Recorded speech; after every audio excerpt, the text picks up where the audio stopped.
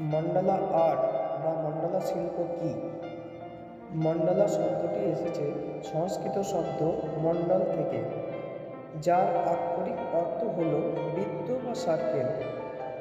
মন্ডলা আসলে একটি বৃত্তচিত্র, যে চিত্র দিয়ে আমরা হিন্দু ধর্মের আলপনা মঞ্চসজ্জা করে থাকি।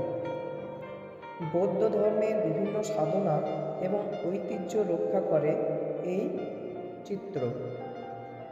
এই চিত্রটি হিন্দু এবং বৌদ্ধ ধর্মের প্রার্থনা, মেডিটেশন এবং রোগ নিরাময়ের ক্ষেত্রে গুরুত্বপূর্ণ ভূমিকা পালন করে।